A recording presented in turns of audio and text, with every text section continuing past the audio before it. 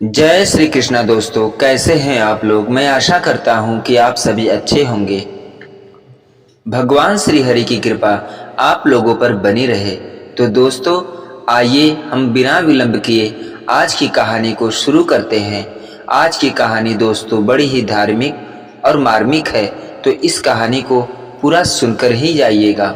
भगवान श्री कृष्ण कहते हैं, कर्म हमारी काया है तो उसका फल हमारी परछाई है। दोनों साथ साथ एक ही साथ रहते हैं। एक बार देवर्षि नारद बैकुंठ धाम गए। प्रणाम निवेदन करने के बाद नारद जी ने श्री हरि से कहा, प्रभु, पृथ्वी पर अब आपका प्रभाव कम होता जा रहा है। प्रभु, पृथ्वी पर अब आपका प्रभाव कम होता जा रहा है। धर्म पर चलने वालों को कोई अच्छा फल नहीं मिल रहा। जो पाप कर रहे हैं उनका भला हो रहा है। तब श्री हरि ने कहा, ऐसा नहीं है देवर्षि, जो भी हो रहा है सब नियति के माध्यम से ही हो रहा है। नारद बोले, मैं तो देख कर आ रहा हूँ प्रभु, पापियों को अच्छा फल मिल रहा है और भला करने वाले धर्म के रास्ते पर चलने वाले लोगों को बुरा फल मिल रहा है। भगवान ने कहा, ऐसी कोई घटना तो बताओ, साबित कर सको कि भला करने वालों के साथ बुरा हो रहा है। नारद ने कहा, अभी मैं एक जंगल से आ रहा हूँ।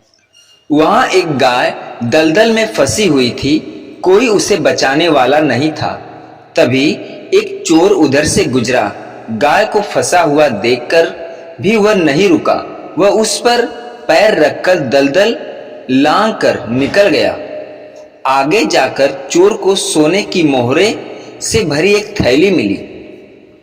थोड़ी देर बाद वहां से एक वृद्ध साधु गुजरा। उसने उस गाय को बचाने की पूरी कोशिश की। पूरे शरीर का जोर लगाकर उसने उस गाय को बचा लिया।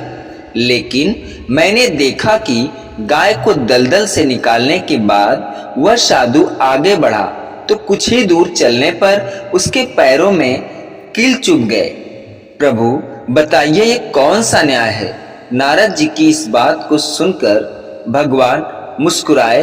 अब फिर बोलने लगे, तुमने जितना देखा उसी आधार पर नतीजा निकाल लिया। सच्चाई यह है कि जो चोर गाय पर पैर रखकर भाग गया था उसे तो उस दिन खजाना मिलना था, लेकिन अपने बुरे कर्मों के चलते वह केवल कुछ मोहरों को पा सका। जिस साधु ने गाय को बचाया उसे उस दिन सूली पर चढ़ाया जाना था, लेकिन अपने अच्छे कर्मों की बदौलत वह सूली पर चढ़ने से बच गया। उसे सिर्फ कील चुभने का कष्ट ही सहना पड़ा। दोस्तों, कर्म का फल हर पल हमें मिलते रहता है, क्योंकि एक एक सांसों में हमारे साथ जो घटना घटित हो रही है वह हमारे कर्मों का परिणाम है। कर्म के कारण ही हम सांस ले पा रहे हैं। तो किसी की सांस अभी अभी खत्म हो चुकी है। कर्म हमारी काया है तो उसका फल हमारी परछाई है। दोनों सदा साथ साथ ही रहते हैं। कर्म के कारण ही कोई आसानी से सांस ले पाता है तो कोई दमा में दम घुटता महसूस करता है। कर्म का फल हमको जागते, सोते, उठते, बैठते कभी भी भोगना ही पड़ता है। कर्म का फल तो तुरंत मिलता है, तो कुछ कर्मों के फल के लिए जन्मों जन्म तक इंतजार करना पड़ता है। जैसे किसी ने आग में हाथ डाला तो तुरंत जल जाएगा, उसके लिए कल या परसों नहीं लगेगा। किंतु यदि किसी का खून किया है, किसी को बेतहास प्रताड़ित किया है, तो हो सकता है उसी जन्म में इसका फल ना मिले, लेकिन देर सबेर जरूर इसका दुष्परिणाम आपको भुगतना ही पड़ेगा। इसके फल से कोई बच नहीं सकता। चाहे ईश्वर का अवतार भगवान राम ही क्यों ना हो, उन्होंने भी बाली को छुपकर मारा था। उसके परिणाम में उन्हें श्री कृष्ण अवतार में उसी बाली के हाथों मरना पड़ा था जो शिकारी रूप में आया था। इसी प्रकार यदि आपने किसी की मदद की है तो ईश्वर वो मदद आप तक किसी न किसी माध्यम से कई गुना करके लौटा देंगे।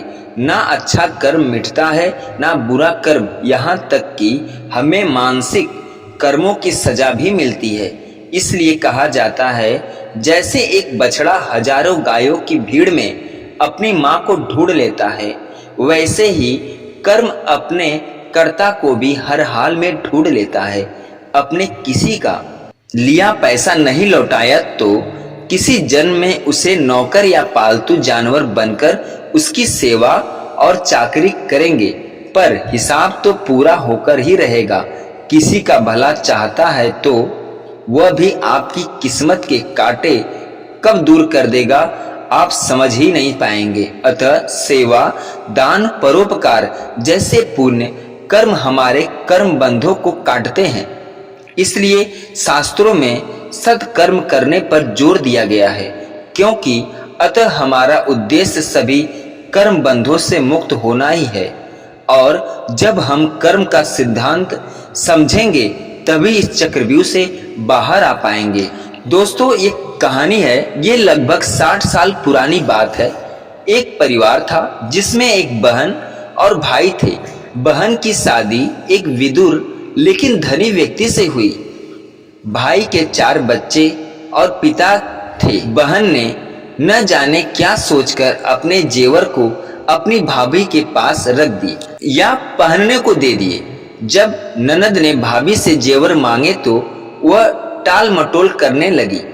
उधर उसका पति जेवर के बारे में बार बार पूछता, वह संतोषजनक जवाब नहीं दे पाती। पति और पत्नी की उम्र में ज्यादा अंतर तो था ही। उसे शक हो गया कि पत्नी ने गहने अपने किसी यार को तो नहीं दे दिए। उसने जब ऐसा शक किया तो मासूम औरत बर्दाश्त न कर पाई। उसने आग लगाकर आत्महत्या कर ली। अब असली कहानी शुरू होती है। उस भाभी ने साल भर के अंदर ही अपनी मासूम ननद के जेवर बेचकर 6,500 रुपए में मकान खरीदा। इसके कुछ दिन बाद उस बेईमान भाभी का पति बीमार रहने लगा। इलाज में मकान बिक गया। इसके बाद भी वह चल बसा। इसके 4 साल बाद मंझला लड़का भी बीमारी से गुजर गया। 21-20 साल बाद बड़ा लड़का भी उस औरत के सामने ही खत्म हुआ।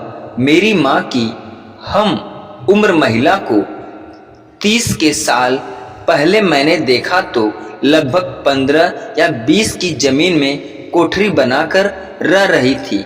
उसका छोटा लड़का उसे अलग रह रहा था। ऐसी घटनाओं को देखकर लगता है कि कर्म का फल अवश्य मिलता है। इस जन्म के कर्मों का खाता शून्य करने का तरीका है निष्काम कर्म। इसमें हम कर्म तो करते हैं लेकिन उनका फल नहीं बनता, क्योंकि वे कर्म आसक्ति और अहंकार के बिना परमात्मा का ध्यान रखते हुए निस्वार्थ भाव से किए जाते हैं। असलियत में हमारे अंदर चित्त नाम का एक सॉफ्टवेयर है जिसका काम है कर्म के हिसाब से फल देना। लेकिन इसकी खूबी है कि कर्म करने के बाद पता नहीं लगता कि इसका फल कब मिलेगा। कई बार फल तुरंत और कई बार कुछ समय बाद, और कई बार अनुमान भी नहीं लगा सकते कि जो कर्म आज किया है उसका फल कब मिलेगा। कोई भी कर्म तब तक फल नहीं देता जब तक उसका फल किसी प्रकार आएगा यह तय न हो जाए। इसलिए कर्म फल के समय को जान पाना मुश्किल होता है। यही कारण है कि इस जन्म में किए गए कर्मों के फल सिर्फ इसी जन्म में नहीं भोगने पाते, तो पूर्व जन्म भी कर्मों को फलों को भोगने के लिए हमें लेना पड़ता है। तो दोस्तों, ये वीडियो कैसी लगी कमेंट में जरूर बताइएगा। अगर वीडियो अच्छी लगी हो तो भक्त वत्सल भगवान श्री कृष्ण के लिए चैनल को लाइक शेयर सब्सक्राइब जरूर करिएगा। पूरा वीडियो देखने और सुनने के लिए धन्यवाद दोस्तों।